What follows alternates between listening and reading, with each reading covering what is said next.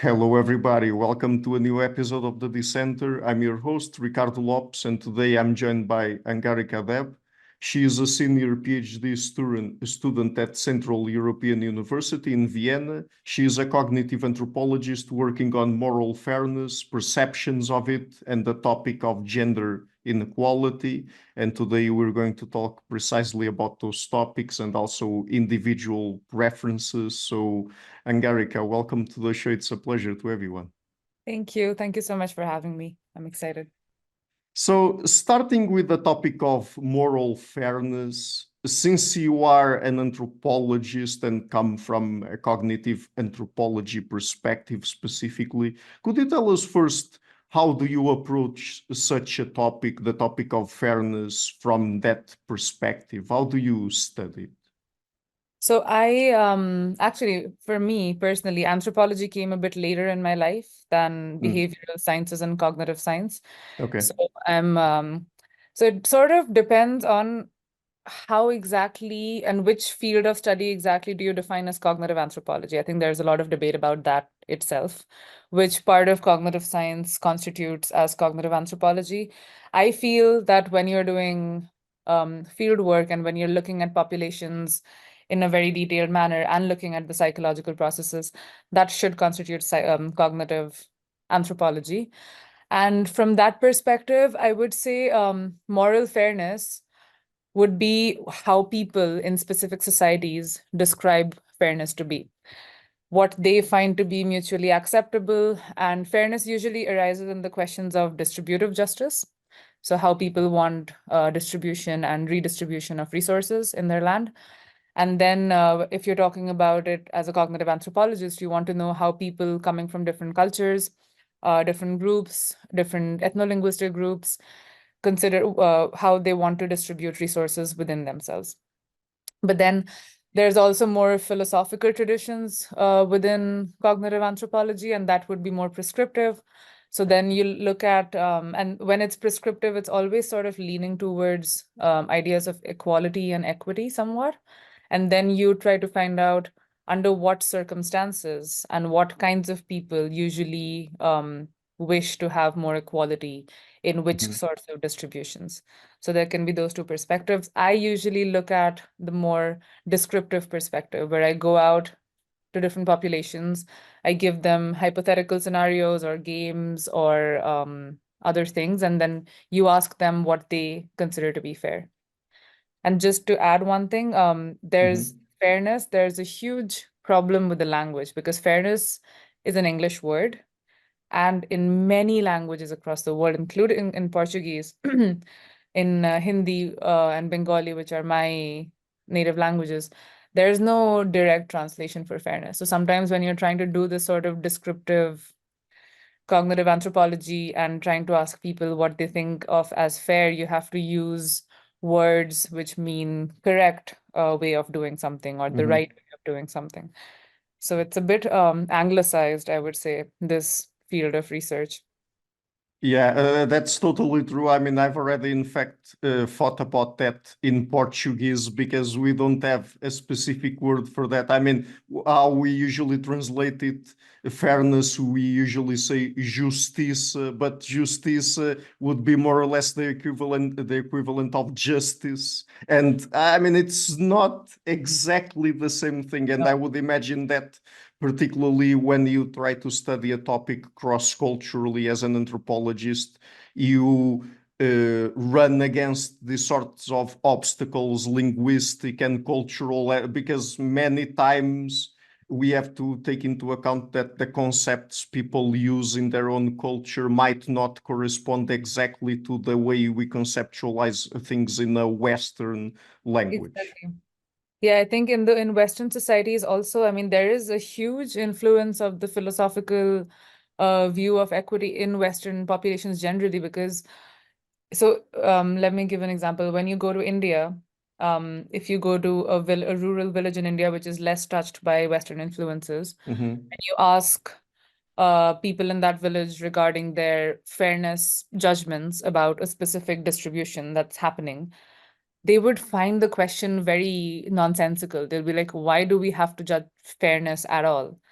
things are the way they are. Whereas in the West, or even within India, but in more westernized sections of India, there would always be a bit of this philosophical touch upon how they are making judgments. They think that they can make judgments, and they will always try to have a more prescriptive approach towards making such moral judgments of fairness.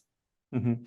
And related to fairness, I mean, it's one thing to study fairness, but there's also how people perceive fairness or fairness perception. So, how do you study that specifically?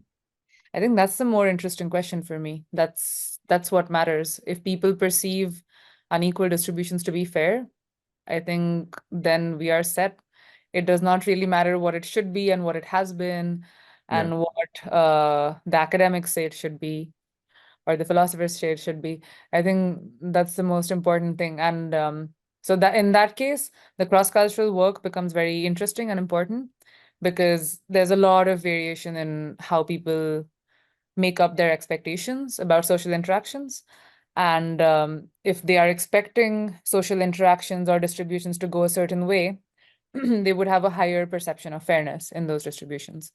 So it's really tied to what's the sort of mutual acceptability within a society, and based on those mutual acceptability norms, what sort of expectations individuals have for themselves, and that leads to perceptions of fairness.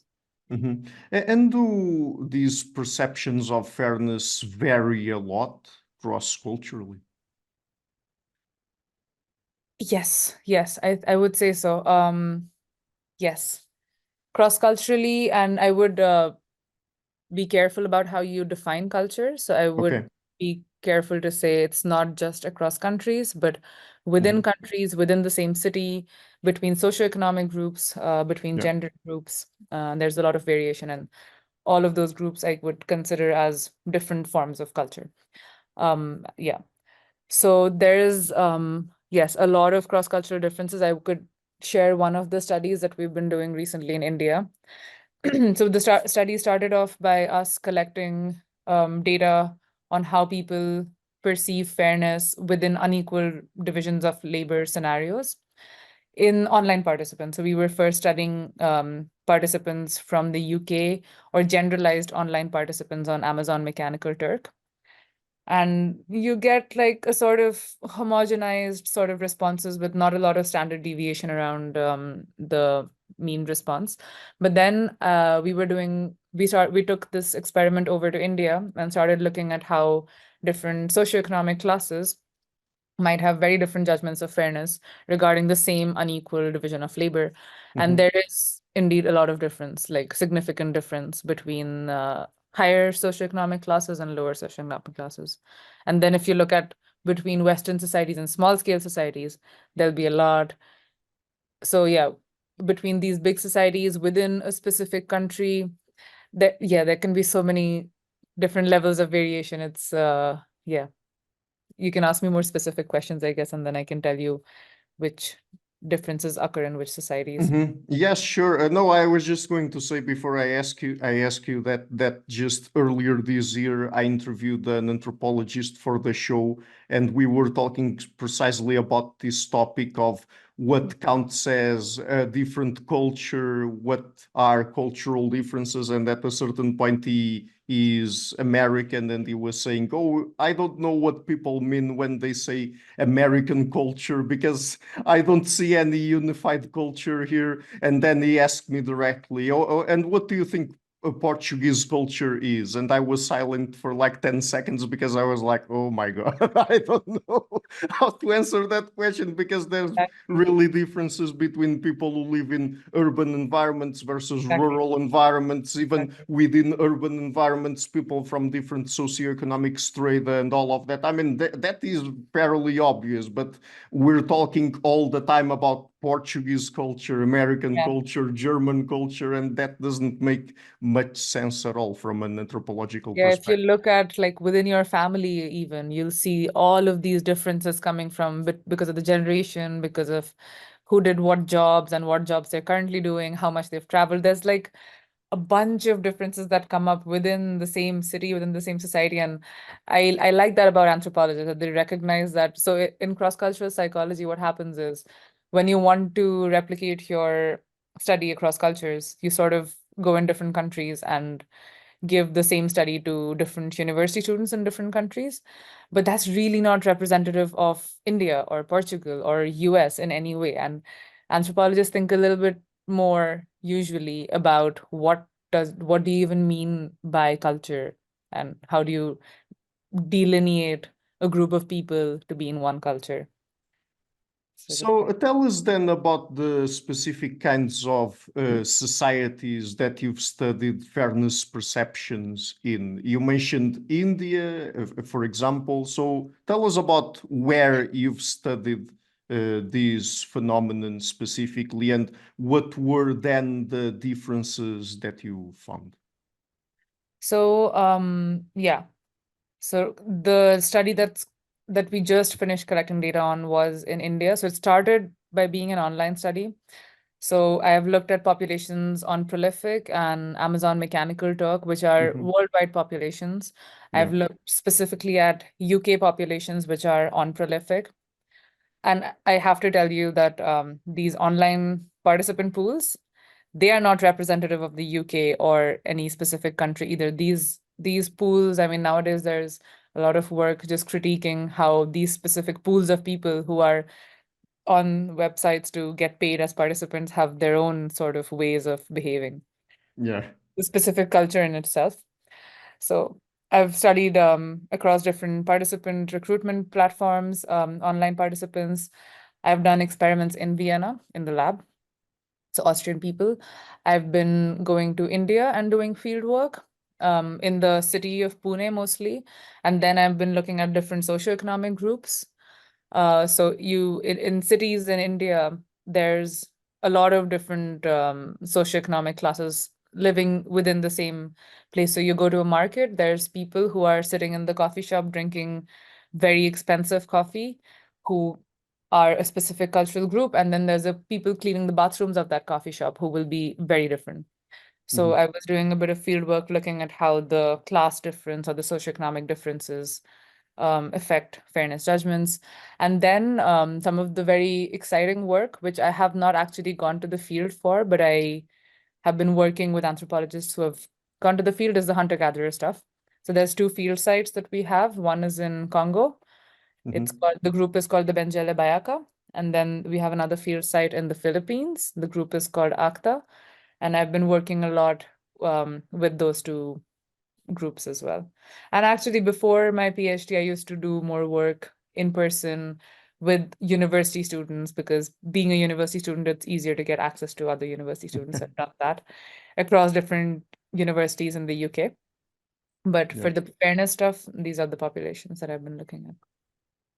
And so, looking across these different populations that you've studied, what are perhaps some of the most striking differences, not only across different countries, but also across different socioeconomic strata?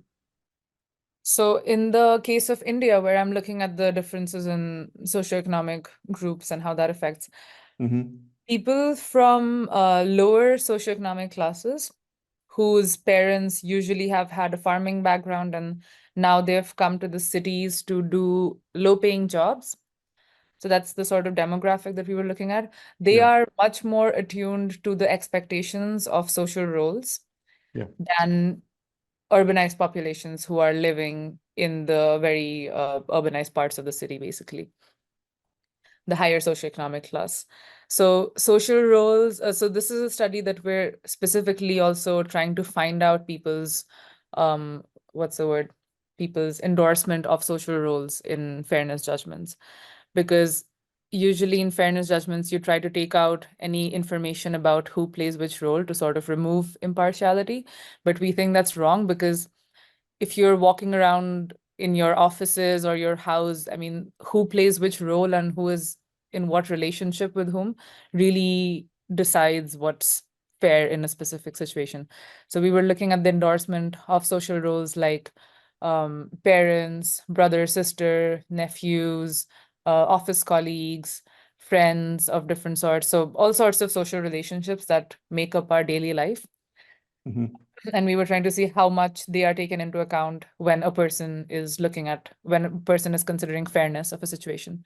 And in lower socioeconomic classes in India, these social roles are a very important way of organizing social life. And they are very embedded in the sort of expectations people have from themselves and from others for how to behave with each other.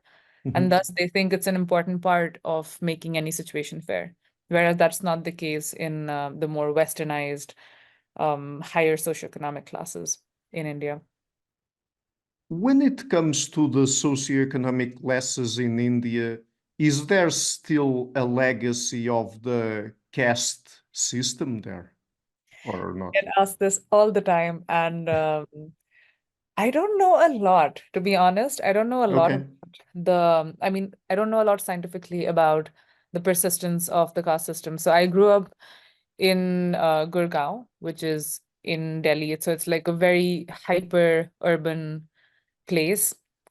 And throughout so my family does not really talk about, I don't know what caste I come from, to be very honest. And Okay. my family has never talked about this. So that's why I Mm. don't know. It's never been a part of discussion. I do see that the talks about caste coming up when it comes to marriages. I've Yeah. never seen it come up in any other context like education or getting a job or where you can live or who you can be friends with.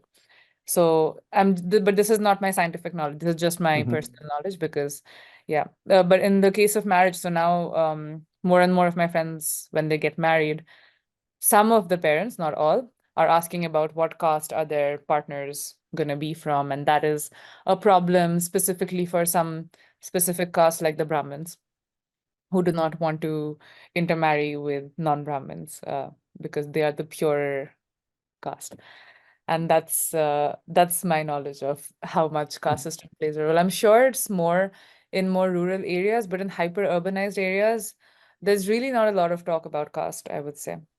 No, I mean, to be fair, I hadn't prepared this question. It was just that it came to my mind spontaneously when we were It comes talking all about the time to me whenever I talk socioeconomic. about this. Yeah. Yeah, socioeconomic groups in India, always the supposed or potential legacy of the caste system, which was abolished not that long ago. So, you Yeah. know, I'm pretty sure there has to be some sort of what do you say? Oh, sorry, another one more thing where the caste does come into play is when there's reservations in universities. So for oh, some specific castes mhm, and tribes, there are so India has a positive discrimination system, which is that you can have lesser academic credentials but get into the same positions. So yeah, there is a bit of caste reservation in India, in Indian colleges. So when I was doing my undergrad in India, then this thing sort of came up for a few people who knew that they were from backward classes, because obviously there is a legacy there. If you mhm, were historically very much disadvantaged, it will sort of carry over. yeah, But I don't see it being a point of issue with the urban people now. okay. So yeah, Mhm. unless they're getting married, then it is, apparently. Okay. So let's change topics now and talk a little bit about the work you've done on individual preferences. So, first of all, from an anthropological perspective, what are individual preferences and how do you approach them? Yeah, so from an anthropological perspective, you cannot approach individual preferences without taking a look at what socio-cultural context the individual develops in and lives in. Hmm. Yeah. I mean, if you were to ask a biologist or a cognitive scientist, you'll get different answers. But as an anthropologist or even a human behavioral ecologist, you'd say individual preferences are so much more determined by the environment than by individual level factors like hormonal things, Hmm. um, that you should look at the context really.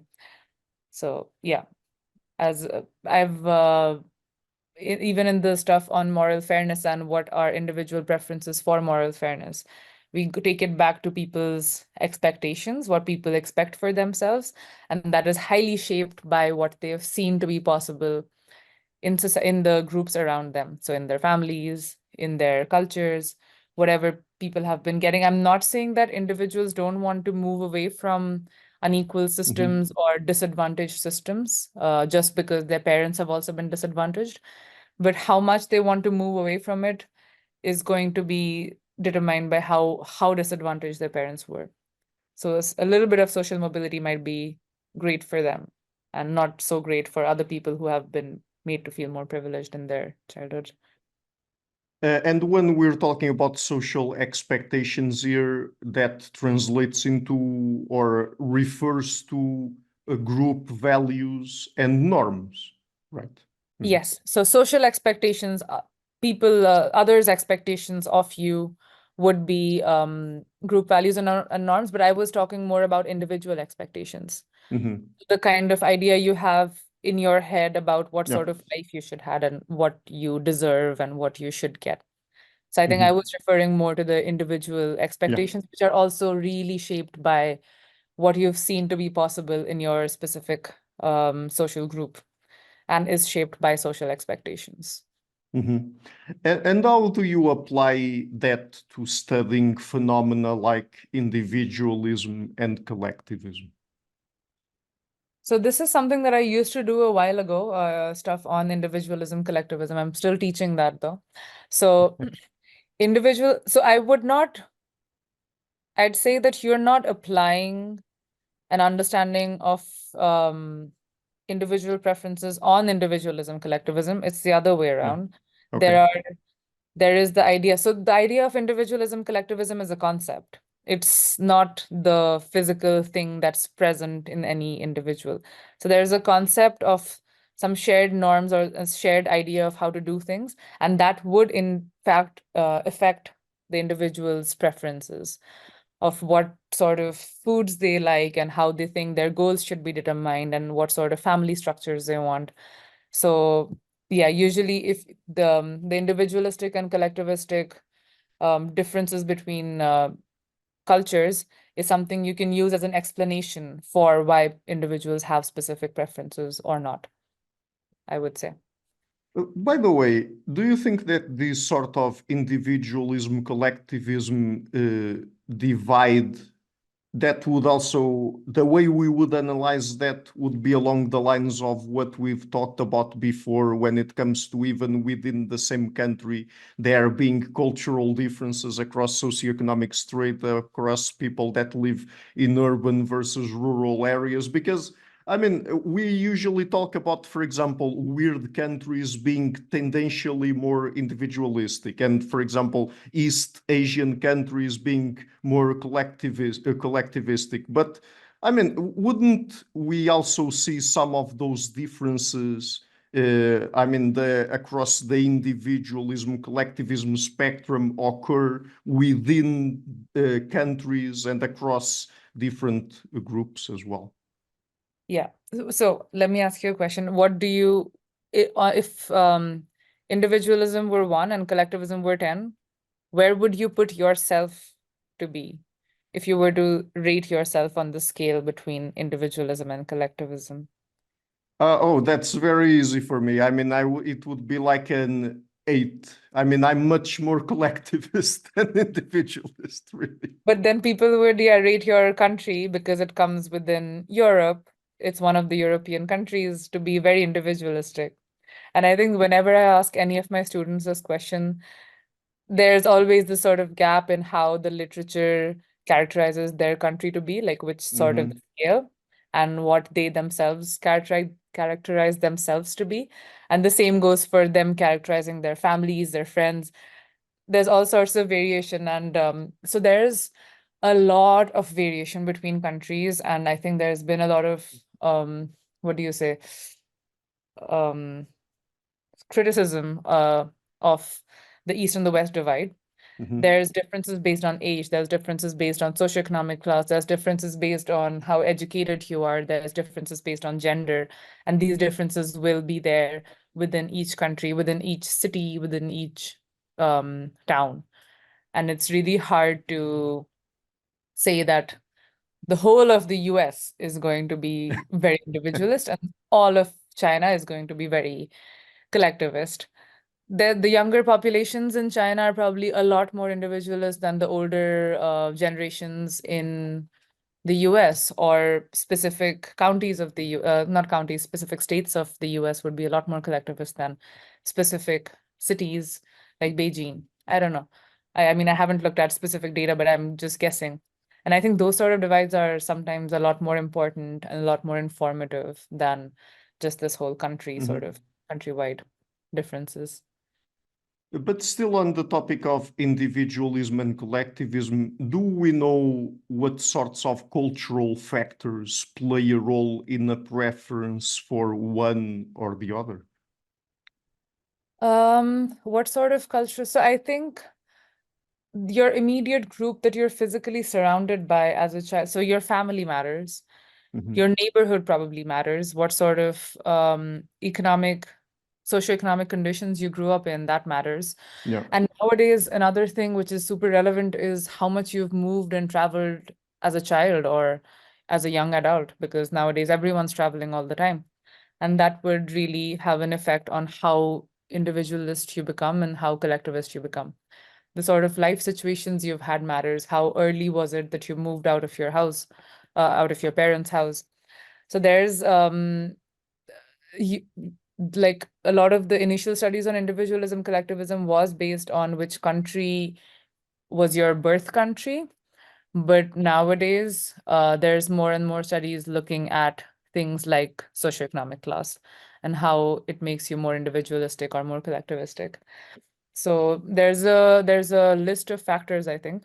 And at a certain point there, you mentioned people also moving or traveling. So, can these preferences for individualism or collectivism change in new cultural environments? I mean, if someone moves to a new cultural environment, can they become perhaps a little bit more individualist or a little bit more collectivist? Yes, and that can happen. So yeah, the answer would be a big yes. And that can happen, I would say, due to two reasons. Firstly, if you're moving to a more individualistic culture, you would at some point adopt some of the behavioral ways of living Hmm. of those cultures. But also, when you're moving away from your house and you're learning to be self-sufficient, I mean, what exactly is individualism and collectivism, right? So individualism is having a more independent construal of the world and a more independent way of living Hmm. than being interdependent. That's basically what it is at the heart of it. So Yeah. if you are traveling and if you're living alone, and that's why I mentioned it would vary for um, young adults who have moved away from their parents at an earlier age and lived alone, even within the same country, versus those who have not. So I think if you're learning to live alone in a very new place, you would at some point learn to have more individual traits of behavior. You might not like it, and if you're really uncomfortable with it, you might move back to your home country. You might, or you might end up finding a new group of friends, on whom you can rely on. But I think the fact of moving to another country, not just because of their ways of living, but also because you're having to learn to live by yourself, would lead to a higher level of individualism. And a more academic answer to this possibility of change is there's been a lot of studies on what's it called? First generation migrants, second generation migrants, third generation migrants, where you're sort of looking at progressive increases of individualistic traits across generations of a specific migrant group in London or in any other place. I'm remembering a study that was done in London. And Hmm. there is definitely a higher and higher a greater and greater change in the amount of individualism these different generations of migrants show. And it's called acculturation. There's a specific scientific term for it, and a lot of sociologists and psychologists study this. It's called acculturation. It's been around for a while. This term has been around since the 1975. Engelhardt and Baker gave a definition of cultures changing because of intermixing of cultures. And when you say cultures are changing, basically people within those cultures are changing because there's a lot of mixing up of populations. So another topic that I would like to ask you about, and that is a big part of your work as well, is gender inequality. So what is gender inequality again from an anthropological perspective? I mean, what counts as gender inequality?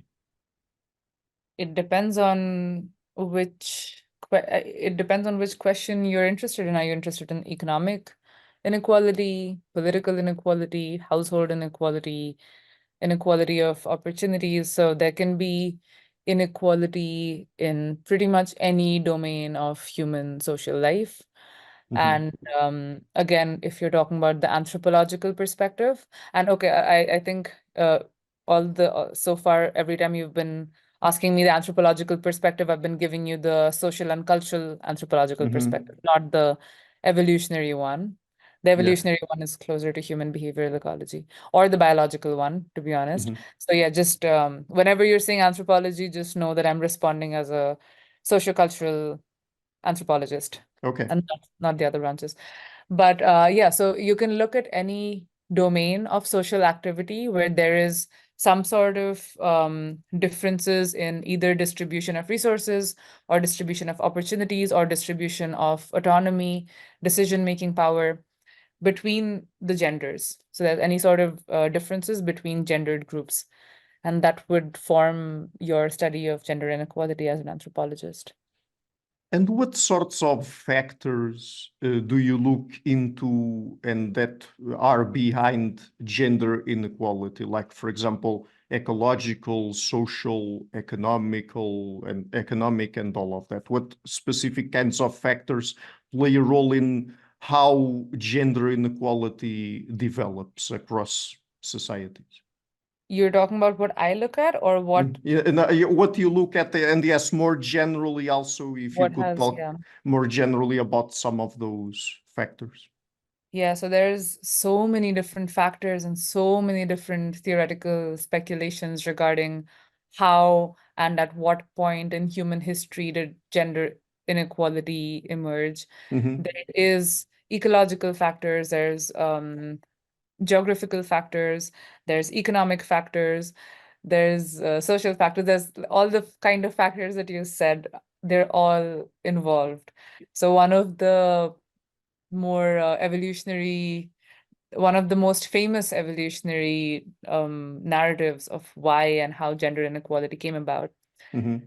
talks about the fact that in hunting-gathering societies, super small scale, very tight-knit nomadic groups, Yeah. which are practicing immediate return sort of subsistence activities, Yeah. they are very egalitarian. And that's the kind of that's the kind of societies that I study right now as well. And they are really egalitarian. That's what we find over and over again. And then the evolutionary narrative goes that once material storage became prevalent in human societies, you could store whatever food you were producing. That allowed you to become sedentary because now your resources are sort of under your control. You can start to domesticate resources, and you have the emergence of material wealth and higher reliance on agriculture generally because now you're sedentary, you're controlling your crops. That Mm. is the sort of time when inequality between men and women started to emerge. That's one of the theories, and as any evolutionary theory, it's very hotly debated, but it's the one that has most support, I would say. And there's a few anthropologists who have been lucky enough to see the transition within their lifetime. So they started off as PhD students. Patricia Draper, she started off as a PhD student looking at the Kung Bushmen of Mhm. Botswana when they were still nomadic and very much reliant on hunting and gathering. But now, with all industrialized societies expanding like anything, and hunting gathering societies sort of getting, pushed away to the fringes and sometimes being swallowed up by these industrialized societies.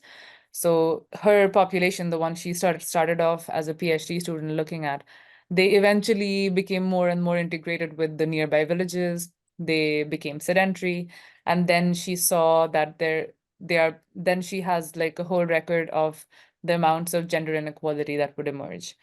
And she has various theories about that. So it's not just the physical act of becoming sedentary which would lead to that, but the kind of subsistence practices that you have would have an effect, what sort of agriculture you start doing.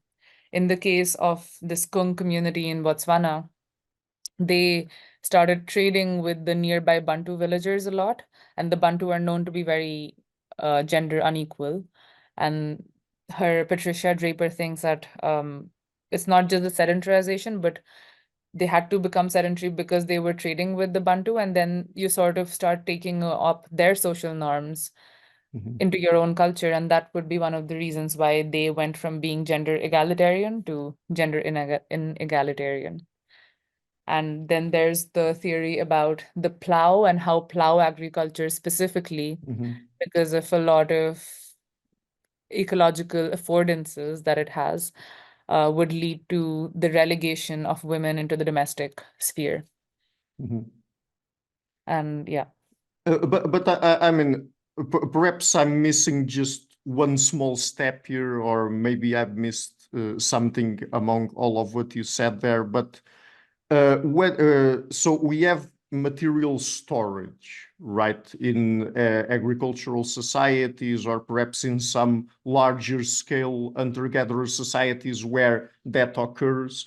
But why does material storage lead to gender inequality in the sense of men acquiring more power and status than women? Why couldn't it be the reverse? I mean, gender inequality, but on the opposite direction. So there's two answers to this. So one of the reasons why accumulation of wealth would lead to inequality generally is because now you have wealth that needs to be passed on to the next generations. You have worked hard enough, and there has to be a sort of an emergence of a lineage system. And then you can say, well, the lineage system could be either on the maternal side, you pass on the wealth along the maternal side, and that's called matrilineal societies, and they do exist, or on the paternal side. And then the second answer comes into play, which is the emergence of plow agriculture was instrumental in giving men a lot more power over crop production and crop control. Okay. And it could for women.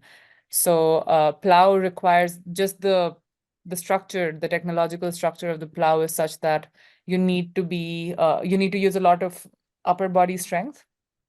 And when plows came into being in subsistence, men became more important in crop production. And then they are controlling all the resources. They're controlling the food, which is the most fundamental resource. And women cannot work on the field, so they are more and more in the house. They are more involved in giving birth and child rearing. And then the wealth is passed on from one male to the other, and then it goes along the patrilineal side.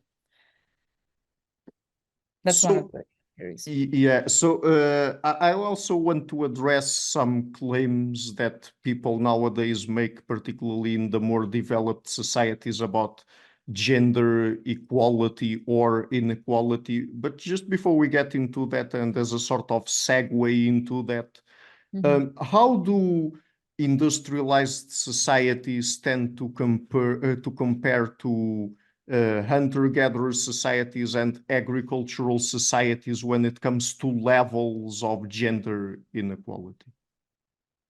Okay, so hunter-gatherer societies, the ones that I have been looking at, which are immediate return, small-scale hunter-gatherer societies, not semi-sedentary, large-scale ones, because I guess you know that there's all sorts of hunter-gatherers. So yeah, for the specific kind that I'm looking at, there is a lot. So the industrialized societies are nowhere near when it comes to gender equality.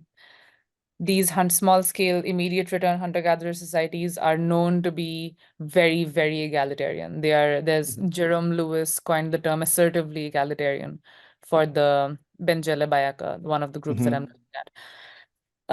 And they're egalitarian because there is a differentiation in genders in such that men and women are usually doing different things in the economy. Economy is just food acquisition at this stage. Yeah. But both the things are really important. So in hunting and gathering ways of life, you hunt, that's a lot of protein and a lot of calories, but it also happens rarely.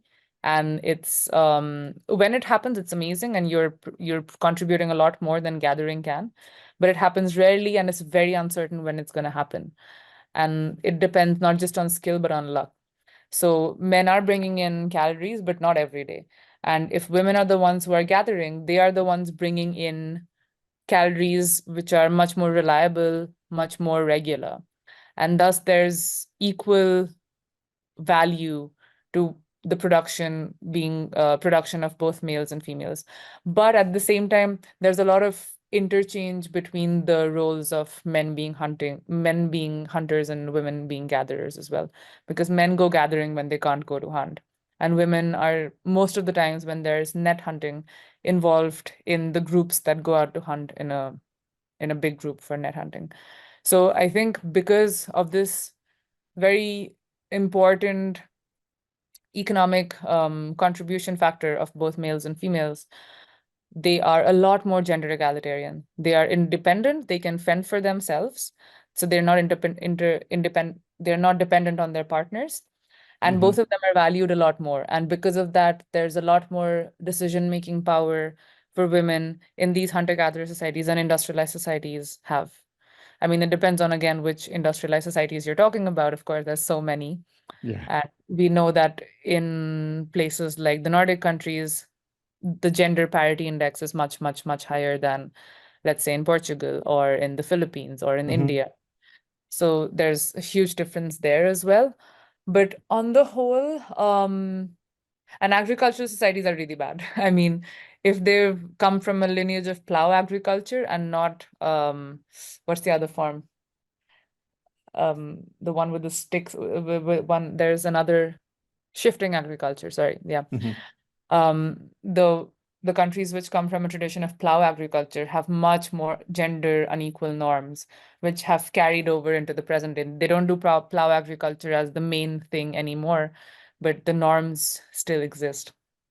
So agriculture really brought about a huge amount of gender inequality, and that carried over in European societies. And when the Europeans were colonizing Americas, they brought all of the hierarchical systems with them. And I think after World War II, when women got more involved in the labor force, things have changed again. But before World War II, really, there was a lot more inequality than what we see nowadays. So yeah, it's a bit of a complex thing, but on the whole, immediate return hunter-gatherers are a lot more gender egalitarian than quite a few of the industrialist societies in the world. That's very interesting, and I really wanted to ask you that because a very common narrative that we hear nowadays, many times from political pundits, but also other times from other kinds of people, even sometimes some scientists, is that there's this narrative as how, I mean, particularly in the West, with the rise of the Enlightenment and capitalism and all of those sorts of things, eventually there was the emancipation of women, and nowadays, I don't know, a few decades on, gender inequality is mostly, they claim, a thing of the past. But I mean, there's lots to say about that, right? Yeah, you brought this up, and I was thinking about this because my brother was also talking about this, that, oh, nowadays everyone is saying he's in the industry. I don't know what's going on in the industry. I just know what's going on in the academic world. But he's doing a job, and he was saying, oh yeah, gender inequality is a thing of the past. And I was like, really? I don't know. I mean, if the narrative is out there, I'm not questioning that the narrative is out there, but how can it be a thing of the past? It's something that should just sort of continue, right? I mean, even if you do achieve equality, then you have lesser and lesser steps to take, but it's important to sort of maintain equal decision-making power between men and women, even once it has been achieved, wherever it has been achieved. And I think there's just so many domains in which there inequalities exist. You can say that it's a thing of the past, perhaps in work cultures, but then there's things like which sort of professions do men and women get equal chances in, or which academic disciplines are more represented by women or less represented by women, or things like household division of labor, which is something I look at a lot, where inequalities are still there. So it's not really a thing of the past. It's great that some steps have been made towards it, but it should not become a thing of the past, because even when you reach very equal systems, it takes work to maintain that equality, I would say. And there are still domains where equality has not been reached. In academic disciplines, if you go to the STEM departments, or if you, I mean, even in cognitive science departments, the gender ratio is very skewed, I would say. And when it comes to the household division of labor specifically, of course, I mean, here in Portugal, we don't compare at all to the Nordic countries nor anything like that. I mean, we're really lagging behind. But even, I would imagine that even in the Nordic countries, I mean, sometimes we look at them as the El Dorado of gender equality and all of that. But I bet there's still important imbalances there, right? Yeah. Gender division of household labor is definitely one of the things. So this is something that I'm looking at in the most detail, even in the hunter-gathering societies and in industrialized societies. And there's a ton of sociological data which shows that there has been an overall rise in men's participation in the household, but the inequality was so large that it's nowhere near equal. It's not 50% by each gender whatsoever, and not even in the Nordic countries. Maybe in some households, sure, but at a level of a country, no. We still have a lot of work to do in that area for sure. And in one of your papers, you explore the economic, cultural, and cognitive processes that underlie such inequality. So, could you tell us about each of them? I mean, the economic, I guess that we've already talked about them a little bit, but particularly the cultural and even more so the cognitive processes. What are some of the factors that play a role here? So this was a paper that I was doing a collaboration with a sociologist and a cognitive psychologist. Mhm. So we were trying to come up with our own explanations of why inequalities in the household, specifically in the household, remain. And more specifically, we were looking at why a lot of women who are the disadvantaged parties in the household continue to find it fair. And what the sociologist has to say is that there's a huge role of cultural narratives. So if there are specific narratives about gender roles, what is the hegemonic ideas of masculinity, femininity, that's so ingrained in your brain that you sort of want to live up to those ideals. And that sort of division is what you think to be the expected one and thus the fair one. And these sort of ideals and narratives really shape a lot of inequality, which women would themselves then propagate. And the cognitive psychologist was looking at how individuals who are clearly having to do more work are able to justify this. Like, why are they okay with this? And he was looking at motivated cognition. So because you want to not think of yourself as a victim, and you do not want to introduce uncertainty and imbalance in your system. So if you're trying to question the status quo, it will introduce a lot of uncertainty into your household, into your life, into your social circles. And people have a very strong preference to not do that. They want to sort of maintain some semblance of control, even though they don't have it on a larger, if you look at it from a larger scale. But within their household, they think that, okay, we have decided to do this, and thus we will. So it's almost a little bit self-delusional, the stories that we tell ourselves. And he was trying to come up with this information theoretic framework of motivated cognition. In simple words, individuals are motivated to justify their own situations, however unequal they may be, to be fair, just in order to reduce the uncertainty from their lives. And yeah, so that's the very individual level cognitive processes which can sort of continue the perpetuation of inequalities. Mhm. You know, sometimes I wonder when it comes to women who live in unequal circumstances, to what extent these sort of rationalizations, if we want to call them that, help with their well-being? Because I mean, I wonder if even if they live in unequal circumstances, they might feel well with themselves just because they are behaving in ways that correspond to the norms of their local group or something like that. So, perhaps uh, I don't know, sometimes we can be a little bit condescending as well when thinking about people like these, because they might actually say that they like living like that, and that might be true, even though Yeah, from yeah. other perspectives it wouldn't be. But anyway, do you understand what I'm trying to Yeah, say yeah, I here? know exactly what you're talking about. So this perception of fairness, and I'm saying perception of fairness, not just fairness, is Yeah. super important in justifying the state of life that you're in. So the motivated cognition person, which is looking at the cognitive explanations, was trying to look at this exactly. Sometimes you want to ignore information. So let's say in an experiment, we provide other men or other women with the stats of their country of this is how much work women are doing, so that they are faced with the reality that there is inequality. Sometimes they will be able to ignore it, not consciously, but subconsciously they'll ignore it, or they will not want to be faced with specific forms of information just because they don't want to feel like they're in a victimized position.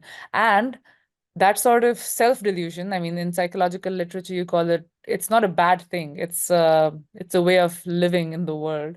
And I think all of us have some sort of positive or negative, what do you say, delusional concepts of the world. We never see the world exactly as it is.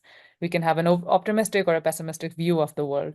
And this sort of corresponds to that. So if you think that your situation is fair, you will be in a much happier marriage. Your mental health will be a lot better.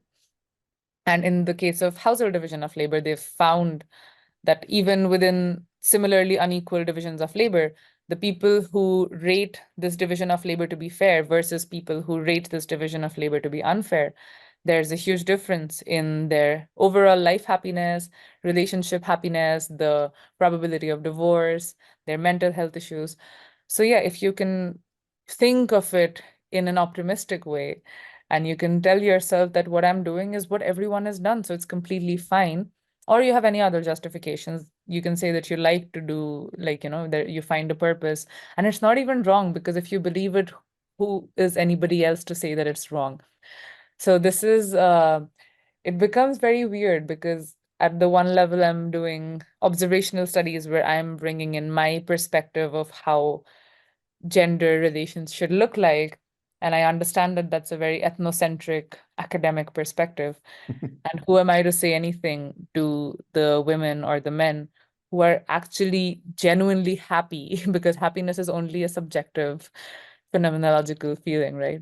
With whatever divisions they have. So yeah, I know what you're talking about, and it's really important to understand what leads to this sort of justification.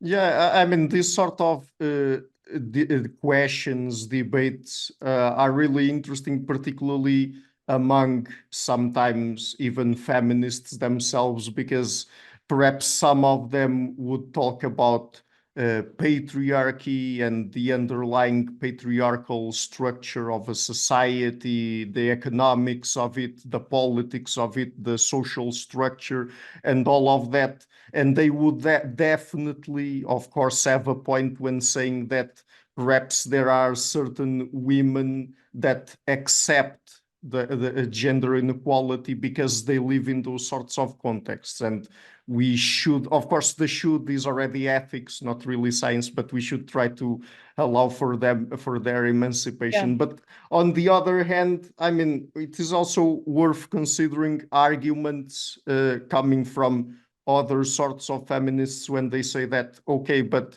you emancipate the women, but then if some of them still prefer, for one reason or the other, to have this sort of marital arrangement, I mean, that's on them. That's okay because they're Exactly. making their own decisions. And if they Exactly. prefer things like that, I mean, who are we to judge them? Right. Exactly. I just came across the term very recently, choice feminism, Yeah. which is where you're simply supporting choices of women. You're not saying which choice is better or worse, Yeah. but individuals should be allowed to make a choice. But I mean, everything, there's always like so many problems with everything. Choice feminism sounds great, but choices are very much shaped by the cultural narratives that you've lived in, the cultural expectations that you've grown up in. So I think one of the important things, so in this paper that you brought up, where we are looking at economic, cultural, cognitive precedents of gender inequality, we say that we can't say what's right or what's wrong, but the policy significance of such work is that you provide individuals with as large of an information environment that you can. Uh, Women from across the world should have some way to reach out to women from other parts of the world, and there should be some communication, and there should be a larger informational environment from which individuals can then make a choice knowing that other choices also existed. So that's when it's a choice, right? When you know that there's other alternatives that you could have picked. And it's a very like it's a very not frustrating, it's a very weird situation where the things that you're bringing up where you don't know exactly what to do because somebody might want to be a stay-at-home mom. She does not want to work, and that's completely fine. But we don't know why she's thinking that because we know how individual preferences are completely shaped by our upbringing and our cultures and everything else. Yeah, So it, and I mean, of course, I'm not a woman, so I don't have to deal with those sorts of issues specifically. But I mean, I consider arguments from both sides when it comes to the feminist spectrum, because mm, on the one hand, since I'm very much into anthropology, I'm very well aware of all the factors we've talked here about today.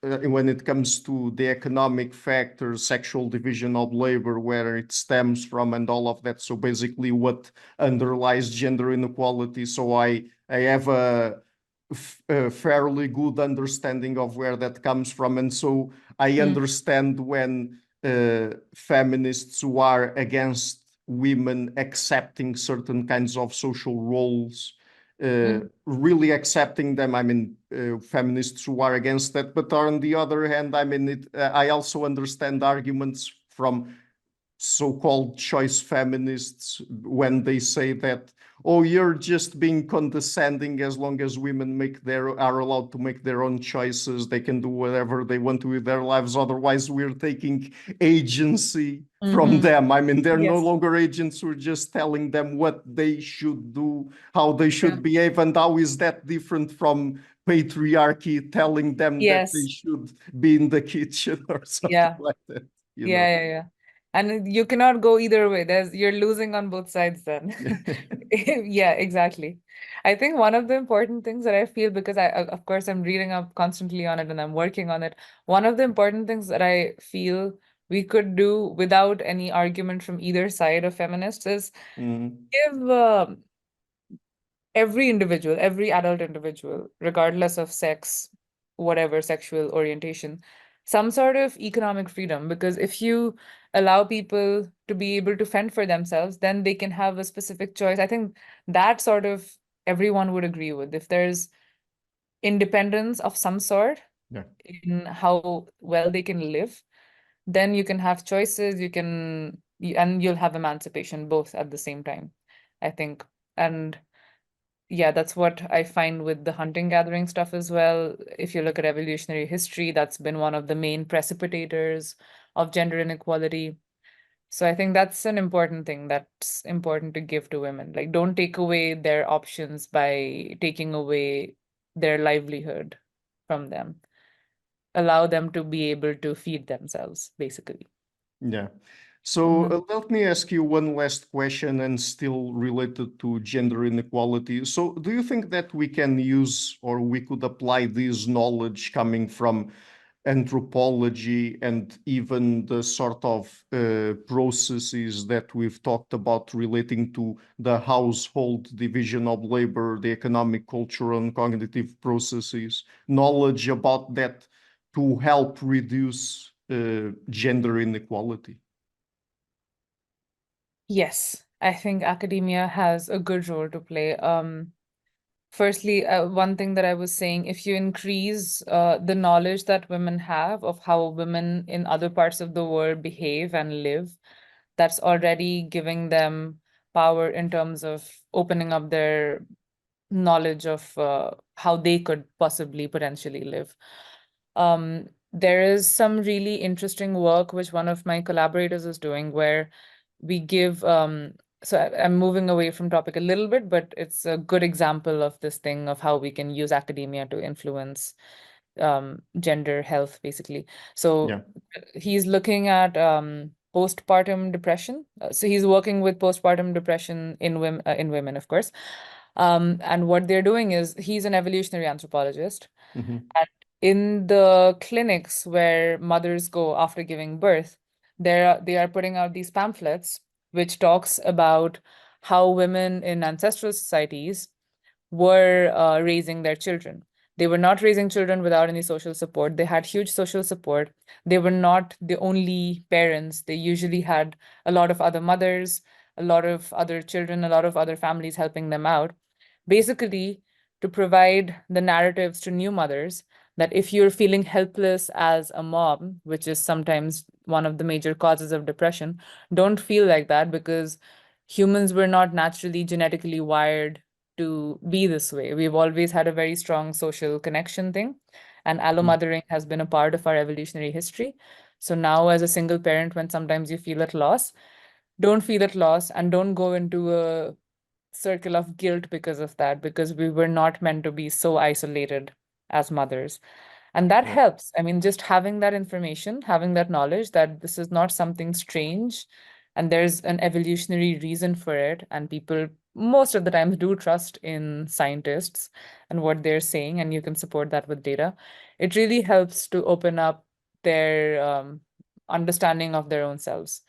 And I think that's really important. So in increasing the information environment that people have and making them understand the theoretical underpinnings of human behavior can really help them understand why they behave in specific ways, be more empathetic to the ways the world is, and also have more choice in changing things around in their specific groups.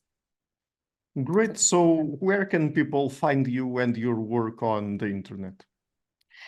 Google Scholar, ResearchGate, academia.edu, and I don't have a website yet, but I will be working on it soon. But yeah, the main academic forums. Google Scholar has all of my stuff. So if you put in my name there, you'll come up with all the stuff. And if you provide show note captions, I don't know if you do, my email is always, I mean, I'm happy to give out my email in case anyone wants to talk about anything specific to anything that we've talked about. Yes, I will leave links to all of that in the description of the interview. And Angarika, thank you so much again for taking the time to come on the show. It's been really fun to talk with you. Yeah, it's been really nice. Thanks. It was a very natural conversation. You're good at this. You're clearly very good at this. Thanks a Uh, lot for inviting me. It was great to meet you. Hi guys, thank you for watching this interview until the end. If you liked it, please share it, leave a like and hit the subscription button. This show is brought to you by Enlights, Learning and Development Done Differently. Check their website at enlights.com, and also please consider supporting the show on Patreon or PayPal. I would also like to give a huge thank you to my main patrons and PayPal supporters: Per Ergo Larsen, Jerry Mullerens, Frederick Sunda, Bernardo Seixas, Olaf Alex, Adam Kessel, Matthew Whittingburg, Arno Wolf, Tim Hollis, Eric Alenia, John Connors, Philip Forrest Connolly, Dan Demetri, Robert Windiger, Rui Inácio, Zup, Marco Neves, Colin Holbrook, Phil Kavanagh, Michael Stormir, Samuel André, Francis Ford, Tiago Nunes, Fergal Cossen, Hal Herzog, Nuno Machado, Jonathan Labyrinth, João Linhares, Stantanti, Samuel Correia, Eric Hines, Mark Smith, João Eira, Tom Hummel, Sardus France, David Sloan Wilson, Yacila Dez Araújo, Romain Roach, Diego Londonho Correia, Yannick Punter, Dana Rusmani, Charlotte Bliss, Nicole Barbaro, Adam Hunt, Pavlo Stasevski, Nelek Bach, Guy Madison, Gary G. Allman, Sam Afzal, Adrian Yeager, Paul Tolentino, João Barbosa, Julian Price, Edward Hall, Edin Bronner, Douglas Fry, Franca Bortolotti, Gabriel Pontes Cortez, Ursula Litsky, Scott, Zachary Fish, Tim Duffy, Sonny Smith, John Wiseman, Daniel Friedman, William Buckner, Paul George Arnaud, Luke Loaki, Georgios Theophanes, Chris Williamson, Peter Wolozin, David Williams, Diogo Costa, Anton Erickson, Charles Murray, Alex Shaw, Maury Martinez, Coralie Chevalier, Bangalore Atheists, Larry D. Lee Jr., Old Errington, Sterry, Michael Bailey, Dan Sperber, Robert Grassi, Zigoren, Jeff McMahon, Jake Zool, Barnabas Radix, Mark Campbell, Thomas Dovner, Luke Nissen, Chris Story, Kimberly Johnson, Benjamin Galbert, Jessica Nowicki, Linda Brandon, Nicholas Carlson, Ismael Benzliman, George Coriatis, Valentin Steinman, Per Crowley, Kate Van Goller, Alexander Hubbard, Liam Dunaway, BR, Masood Ali Mohammadi, Perpendicular, Jonas Hertner, Ursula Goodenough, Gregory Hastings, David Pinsoff, Sean Nelson, Mike Lavigne, and Dios Necht. A special thanks to my producers, Isar Webb, Jim Frank, Lucas Stafiniak, Tom Vanagdam, Bernard Ugni, Curtis Dixon, Benedict Mueller, Thomas Trumbull, Catherine and Patrick Tobin, John Carlo Montenegro, Alni Ortiz, and Nick Golden, and to my executive producers, Matthew Lavender, Sergio Quadriano, Bogdan Kanivets, and Rosie. Thank you for all.